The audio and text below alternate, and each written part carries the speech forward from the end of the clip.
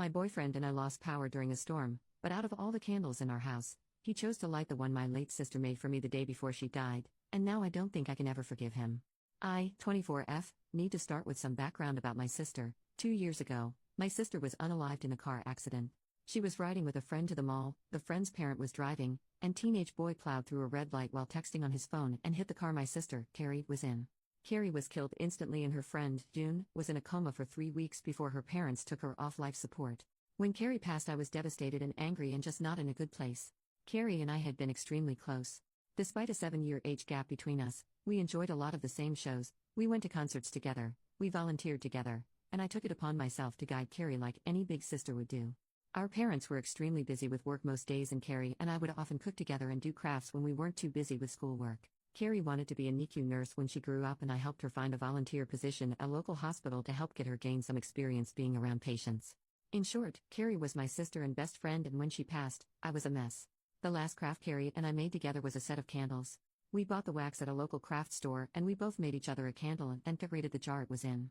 That was the day before she was unalived. At her funeral, Carrie was buried with the candle I made her. The candle Carrie made me sits on my desk next to my favorite picture of her and I together at the beach.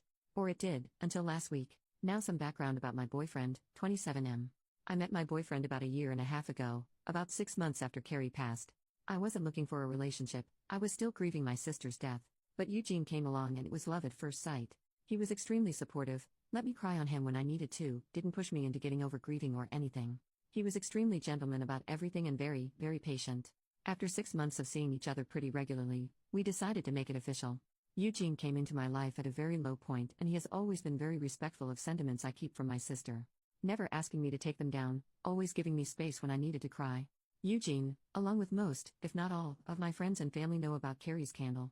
There was a point after she died where I would take the candle with me everywhere out of fear that someone might light it, or steal it, or who knows what. The point is, that candle was and still is a very important part of my life and something that my sister made for me and me alone.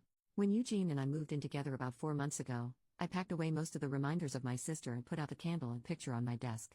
I felt that this was a huge step because when I'd lived just by myself I had pictures everywhere and a few knickknacks laying around from my sister. I wanted to make Eugene and I's home our home with just a small part of my sister there. Eugene understood and was very supportive. But now onto the issue. Last week, we had a massive winter storm that knocked out power. We didn't have power for over 3 days. The power was knocked out at Eugene and I's house while I was at work, which did not lose power. Eugene texted me that he was going to light some candles and try and get a generator so we could have some power, to at least be able to charge our phones, use the lights, etc. Now, we have probably over 30 candles in our house. I'm a huge fan of sales, and when Bath & Body Works has a candle sale, I like to stock up and get a range of scents. We have candles scattered all over our house. In the room where my desk is, there are no candles aside from the one Carrie made me. None at all, and there never has been. This room is also downstairs, where Eugene doesn't spend a lot of time, his desk is upstairs. When I arrived home from work last week, I noticed a bunch of candles burning in our living room, safely. Always monitored and not near anything that could ignite. One of these candles was the candle that Carrie had made me. I burst into tears, and when Eugene heard me crying he came out from the bedroom, where he was lighting more candles, and asked what was wrong. I was a wreck and couldn't get any words out. When he tried to calm me down, I shoved past him and locked myself in the room where my desk was and just cried. I don't know how he could be so stupid. He knew, and I thought he understood how sentimental the candle was and how much I cherished having a candle that my now deceased sister had spent time making with me just a day before she was unalived. I haven't been able to speak to Eugene since it happened, Tuesday of last week. He has tried to explain why he did it, because he needed candles to be able to see, but I just can't wrap my head around it. He hadn't gotten into the large candle stash I have upstairs right by the living room where Carrie's candle was, but went downstairs, out of the way to grab the most sentimental, cherished item I have. The candle was burning most of the day while I was at work and is now melted and pretty much gone.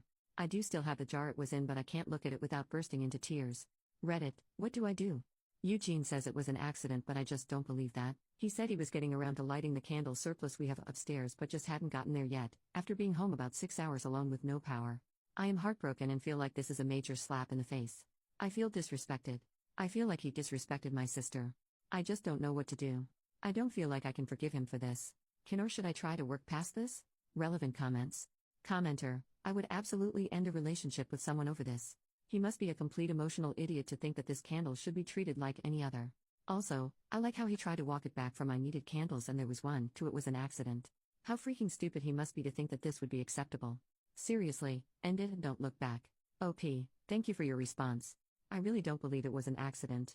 From the living room to my desk room, there are probably 7 to 9 candles out, in plain view that he would have had to pass, 3 of which were lit when I walked in. I honestly believe he did it on purpose. Thank you again for your response. Commenter number 2, this may be the wrong idea and it may not help, but as a sentimental crafter I have a thought. First, I'm so sorry about the candle. From what you said about your boyfriend, I think he just wasn't thinking. It might not even have occurred to him to remember that candles are consumable and the wax would melt completely away. Okay, on to the next step. Maybe a stupid idea. It's so clear that you're still grieving over the loss of your sister. You still have the jar. On her birthday, or the anniversary of her death if that feels right, make a new candle in the jar. Pick her favorite color or something. When you make the candle, pour in all of your love for her along with the wax. Focus on that love when you're pouring. Think of the new candle as containing all of that love. Think of it now as something you made together. She made the vessel, you made the love. Just a thought. Maybe cheesy and stupid. But maybe not? OP, I actually teared up at work reading this. I never thought to make a new candle? I really appreciate the idea and will definitely think about it. She made the vessel, you made the love. That really got to me. I am not over losing her because she was that one constant happy in my life and it's been hard. I will definitely consider a new candle to show my love for her. Commenter number 3, has he apologized sincerely or just blown it off? The magnitude of his remorse should be your guide in how to take this. If he was just an absent-minded dolt, yeah, a mistake. But a more deliberate action would have him showing little to no remorse.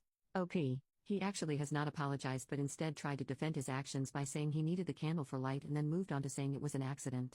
But thinking back, I don't think he has apologized for it at all. Update, 20 days later, a few people have PM'd me in recent days asking for an update, so here it goes. My original post was the day before Thanksgiving. Eugene and I had planned to spend Thanksgiving with my parents, but that did not end up happening. On my way home from work, I stopped at a local craft store to pick up supplies to make a new memorial candle for Carrie. Thank you to that one commenter for the amazing, heartfelt suggestion. My parents and I spent a day remembering Carrie and making a new candle using some of the wax from the original candle. I also ended up purchasing a locket and having some of the remaining wax from the candle put inside it and the locket welded shut by a friend. On the evening of my post original, I got home and Eugene said he wanted to talk. I agreed we needed to clear the air before Thanksgiving, so we sat in the living room and started to talk. I was not ready for what he told me. A few commenters from my original post seemed to hit the nail on the head in a way. Eugene told me that when we first met, he was extremely turned on by the fact that I was essentially a damsel in distress. I just lost my sister recently, I was in a massive depression, I wasn't myself. And that turned him on both intimately and in a protective way. Over the past few months, I've started to become more myself. I got promoted at my job, I've joined a cooking class and have gotten out more, and I've definitely moved away from being a damsel in distress in the eyes of Eugene. He went on to explain that he burned the candle in hopes that it would throw me back into that phase because that is the only time he felt he was attracted to me. That's right, he is not attracted to me unless I'm upset, crying, and a damsel in distress. When I prodded for more information, he told me that everyone prior to me that he had dated had either just experienced a loss or was in need of rescuing.